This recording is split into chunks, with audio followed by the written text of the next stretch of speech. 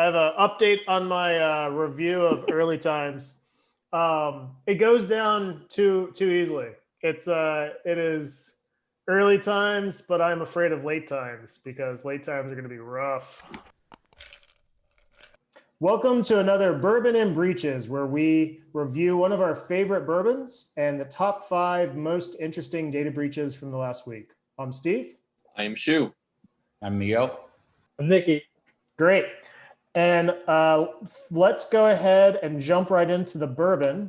I'm going to share my screen because today we are doing early times.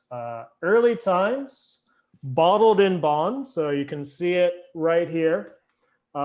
This is another San Francisco World Spirit Competition double gold winner.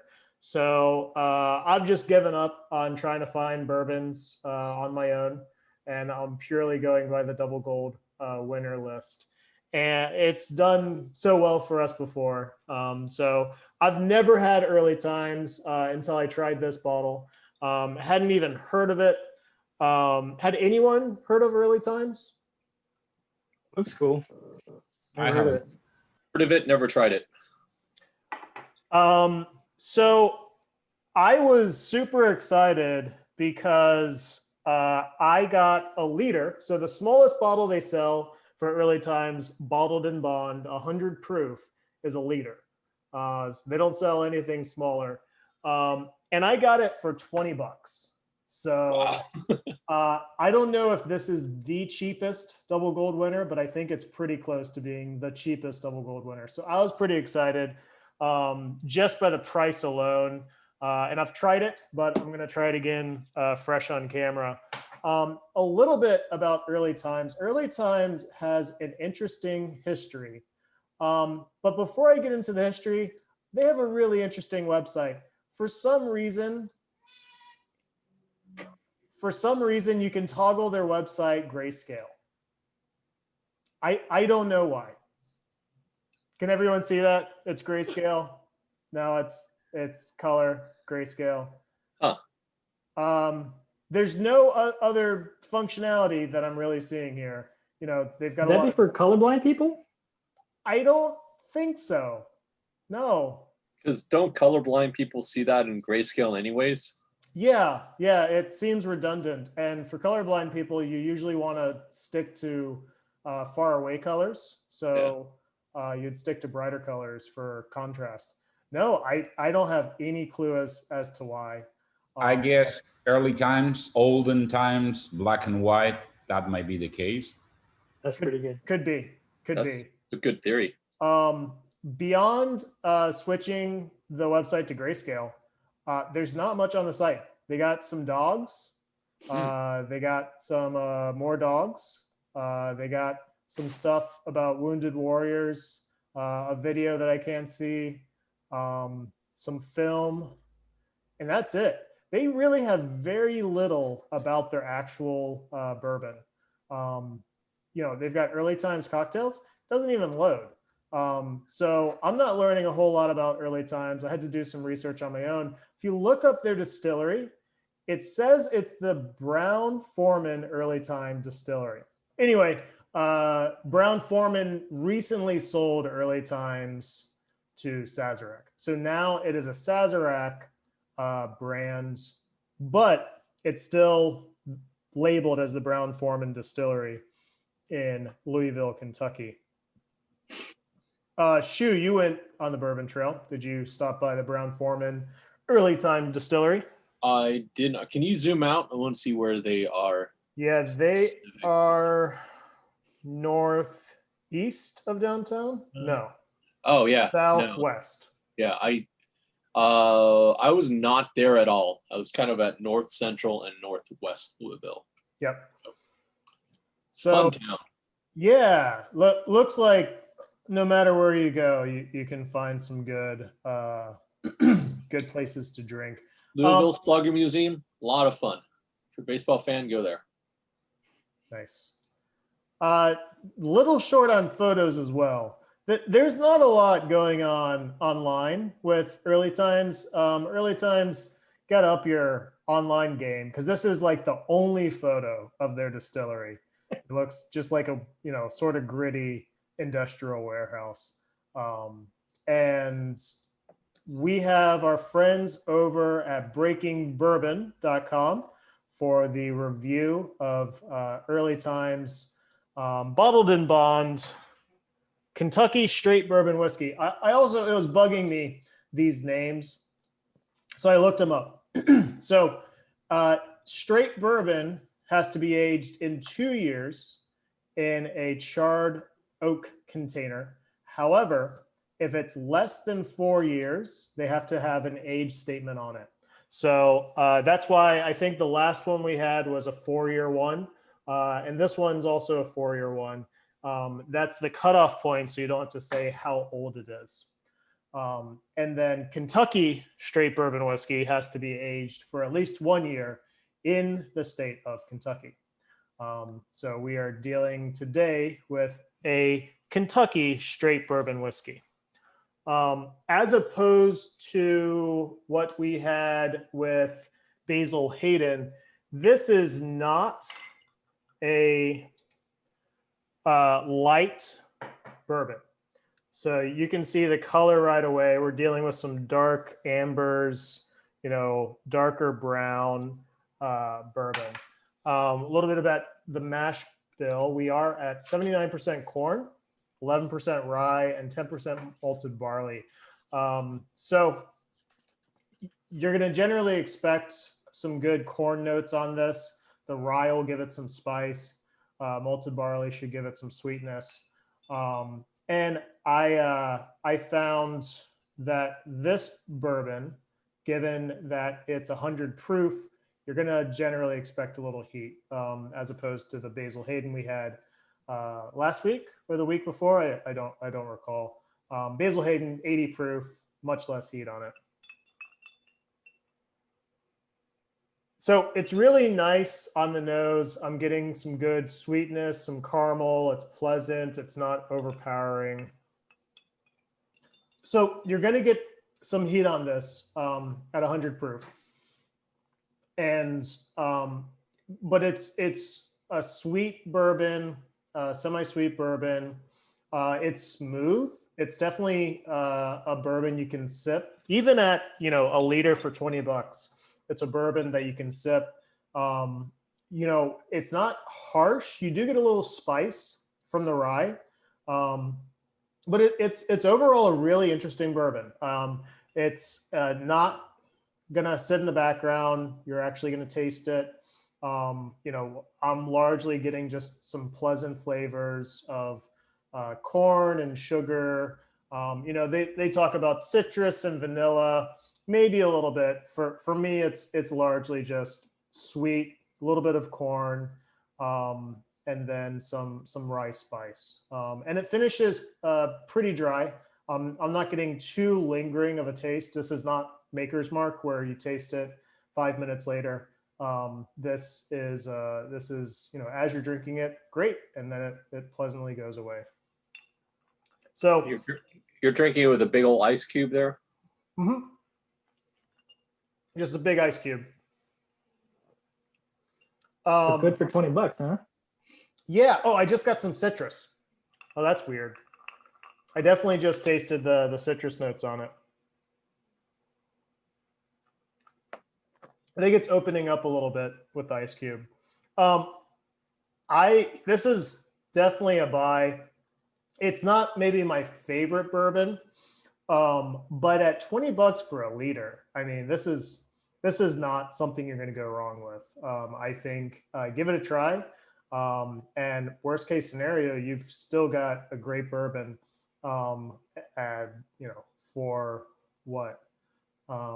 Typically a bottle is 750 milliliters, so you're you know, breaking out about $15 for a regular bottle. So not a big investment here, plus really good, interesting bourbon. So cheers. So that is Early Times bottled in bond. I'll be drinking this and most likely feeling the 100 proof pretty soon. Nikki, what do you have for us this week? Info Security Magazine headline reads, health insurer fined $5.1 million over data breach.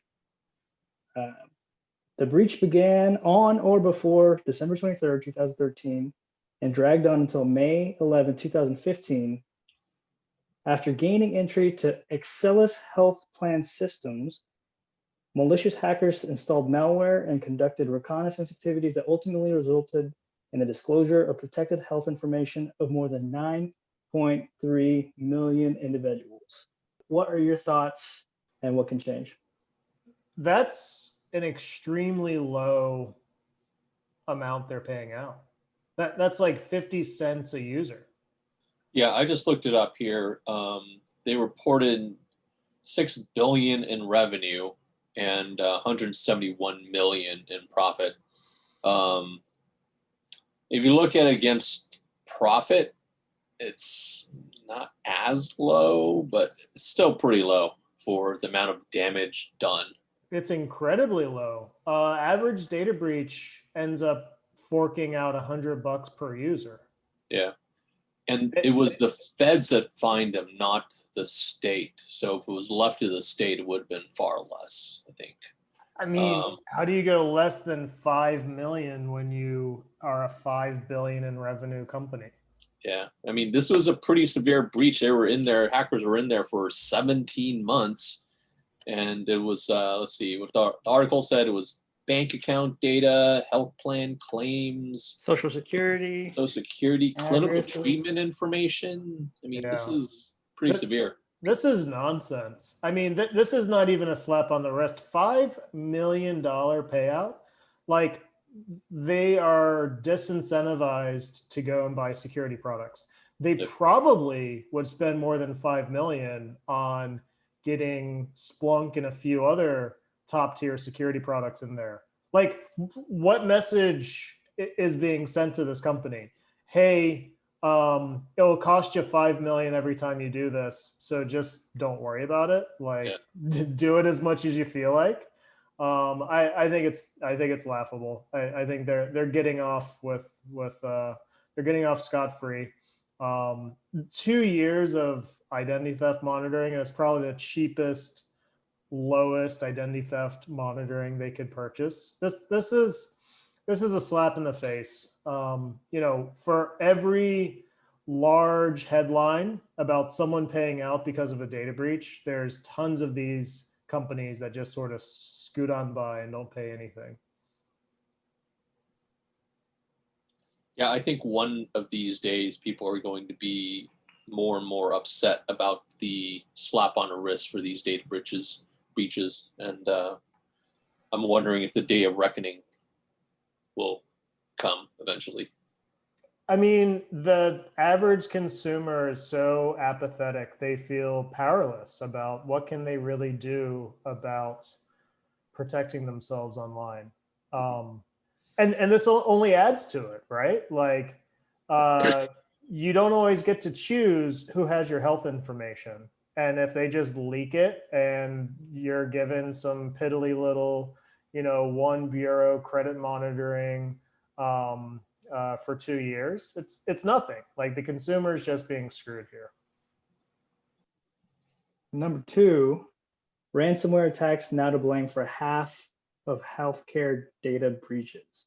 Ransomware gangs are increasingly adding an extra layer of extortion to attacks by not only encrypting networks and demanding hundreds of thousands or even millions of dollars in Bitcoin to restore them, but also stealing sensitive information and threatening to publish it if the ransom isn't paid. Ransomware is having such a moment right now. I mean, ransomware gangs are making money hand over fist. There's supposed to be the first $1 billion ransomware gang this year. We're up to monitoring 20 different gangs. 6 months ago we were monitoring like 1. Now we're up to 20. They're merging. They're going through rebranding. They're divesting. Like, they're having an incredible moment, and it's because they found a revenue model that works. When you find a revenue model that works, like, there's nothing stopping you. So no. everyone should be super afraid of ransomware, and they should be doing everything in their power to make sure that they don't get ransomware installed. You can sign up with companies like Coveware to protect yourself from ransomware, but that largely helps in the back end after you've already been infected. Like, no, this is back to basics. Everyone needs to take security extremely seriously, because ransomware is making a killing, like the tens of millions of dollars a month to each ransomware gang, just, because they can. So my last job here was with a regional hospital. So I have opinions on this. And I think one of the key things that you have to remember is, there's a lot of small regional hospitals that are vulnerable. It's not just, it's surprising to see how small operations are from on an operation standpoint that hospitals are. Second of all, hospitals these days are not just about healing patients. There's a very huge financial machine behind them, and also many of them, if they're not research hospitals, they're collecting data and giving it to some sort of research institution. So you do have some sort of researcher involved in this. And hospitals in general, traditionally the security approach at hospitals has been to be so paranoid about HIPAA that they just basically do everything possible security-wise, but it becomes such a complicated mess that no one really understands it down the road, especially as people turn over and retire. So it becomes just this cobweb spaghetti mess. And at that point, when you have the businessman's demands of today, if there's a business project that, let's say, requires external collaboration, security is very quick to shut it down, say, no, we can't do that because security, and then just kind of leave it at that. And then at the same time, the business partner says, well, we need to do this anyways because of revenue and prestige and whatever. And that leaves a situation where you have employees doing unsecure things. And so they do an end around on their security department. So I would say that the key philosophy that has to change with security teams in hospitals is to understand that you're not a gatekeeper to your business partners. You're a partner to your business partners. You have to understand what they're trying to do and help them. Yeah, I think that's a really good point, Shu. With HIPAA, my worry is always that everyone's so focused on the regulation that they're focused on being compliant, which is not the same thing as being secure. You're compliant, yep. You're not secure. Yep. And I would say there's a way of doing business that is incredibly restrictive, that's HIPAA compliant, and incredibly insecure, right? And I would hazard to guess how many hospitals actually do pen testing, how many hospitals actually have a reliable red team that's constantly going after them, and not just going after their servers, but going after the people. Most data breaches happen through people. And if you're compliant with HIPAA, but Bob in accounting is logging out of his email and logging into a personal email to do things because you're so restrictive that he can't get his work done, then you're not secure, right? So it's about security and compliance. You need to be compliant, but you have to be secure. And if you aren't secure, compliance will lead to fines, which are very, very bad. But insecurity will lead to ransomware, which turns out can be even worse, right? So pick your poison here. Which one's cheaper? Yeah, you can't skimp. That's the thing. Well, apparently fines are cheaper, we've heard recently. Yeah, I mean, unless the U.S. gets its act together and either has a nationwide data breach law or has a standard way of enforcing consumers' rights, then yeah, there's going to be a very low fine for being insecure. But the hospital we talked about in the first story was very lucky, or sorry, insurance company we talked about in the first story was very lucky that hacker group or hacker individual did not deploy ransomware. Because if they have 5 billion in revenue, well, guess what? A $5 million fine is the least of their worries when they have to pay a $50 million Bitcoin ransom, right? Which would only increase the value of Bitcoin. So I think what I'm saying is buy Bitcoin. Steve's weekly Bitcoin pitch. Can you imagine? They're basically Blue Cross in New York, and if they had installed ransomware to shut down their entire operation, then not only is the company dead in the water, but anyone who went to a doctor with Blue Cross in New York would have been told, sorry. Yeah. During I don't know, I guess this wasn't during COVID, but if this happened today, Holy. Now comes the third story that's healthcare related, and this is going to be wrapping up our threefer. The headline reads, hackers leaked altered Pfizer data to sabotage trust in vaccines. This is a little weird. I'm trying to wrap my head. Why would you guys think that this is a useful thing to do in terms of altering data and just spilling it? I'm guessing these guys are, I'm guessing that there might be some rogue hacker out there that wants to make like a political statement or wants to balance things some way. That's not very common if that was the case, because usually you don't see like political, at least I don't see like political stance when it comes to hackers. I mean, they're in for a different objective, a different reason. But I'm guessing it could be political, like trying to sabotage, or maybe believe in those conspiracy theories and say, hey, I'm gonna do my bit to discredit the vaccines. I don't know. It seems a little weird, but maybe it's plausible. I would challenge that a little bit. The hackers that you and I deal with, Miguel, are professionals. They're professionals. Most of them are working 9-to-5 jobs. They are doing this for a paycheck. They're doing this for a payout, and they operate in a very organized way. I work with other hackers as well as other security researchers that are very political. And a lot of what they're doing is against big pharma or against big energy or against, big government. So I think it depends on what hackers you end up interacting with. I think a lot of the professionals don't care, right? A lot of the professionals are just like, look, I'm here to make my $1 million in Bitcoin each year, and that's all I care about. But I think that there are some hackers, probably a lot of the younger hackers, that get into the game because they want to make a political statement.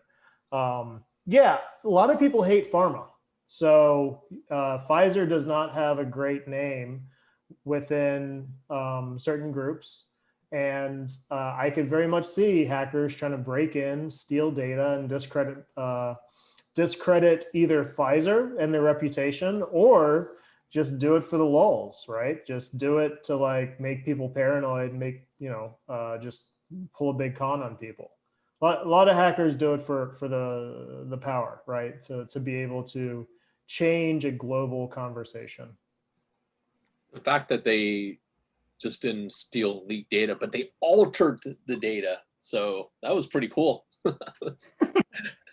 That's and it's so hard to track or to trace. Like with all of these hacker groups that steal data and then release it, they could subtly alter it.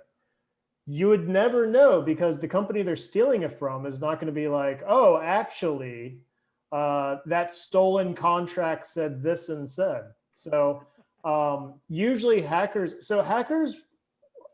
they operate in this weird position where the only way you really learn about what's going on in certain companies is by looking at leaked data, right? Hackers will leak contracts, or hackers will leak like the Panama Papers, right? And so they in one sense are reporting on a lot of sensitive secret data. And so they're in a position of power to sort of alter it. And so like here, obviously, Pfizer came out and corrected the leaked data. But in many other cases, like the Panama Papers came out. Here's all of these shell corps that are operating. But did the hackers remove a few, right? Did they maybe release the Panama Papers but get a payoff to not release a few companies? So you just never know. All right, number 4 is from Independent IE.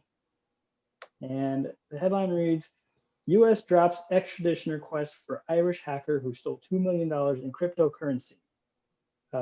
Dublin man, 21 years old, who pleaded guilty in Irish court to theft of Bitcoin, no longer facing possible sentence of 108 years in U.S. jail. What are your thoughts on it? Because I think this is a pretty light, outcome for this guy stealing a lot of people's information and money. One of the things I caught from this was that he served just under 3 years. So he went from 108 to 3. Quite a deal. And I didn't get from the article that he was a ringleader or anything. And I think what I did get from article was that he was already convicted in Ireland. He served a sentence, and he was, quote, very extremely cooperative. So I think he talked. And I think you're going to see more arrests. And that's why you went from 108 to 3 years. I have a question, though. He stole 2 million Bitcoin? Really? Just 2 million? That's what he reported on his taxes. Yeah. I think he returned 2 million. I think he returned 2 million, and he's serving out 3 years. I've mentioned it before. Vice has a great episode talking about SIM swapping. SIM swapping. So like in terms of making money, like ransomware gangs, like right under it, SIM swapping. SIM swapping you can do with barely under. Just under. SIM swapping you can do with very little technical knowledge. It's basically social engineering. Yes. And you can make tens of millions. You can empty bank accounts. You can destroy lives. And I don't see a successful SIM swapper stopping at 2 million. So I would be very skeptical. But even then, like,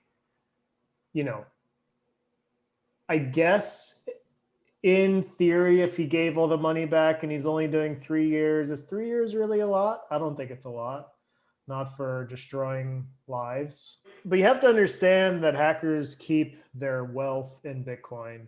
And it's been 2020 was a great year for hackers. Probably, if anyone won 2020, it was hackers.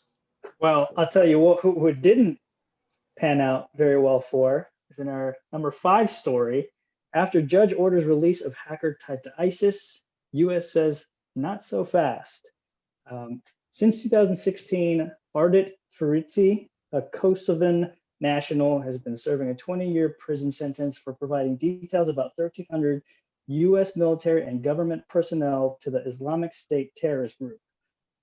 You lost me at hacker for ISIS. So good.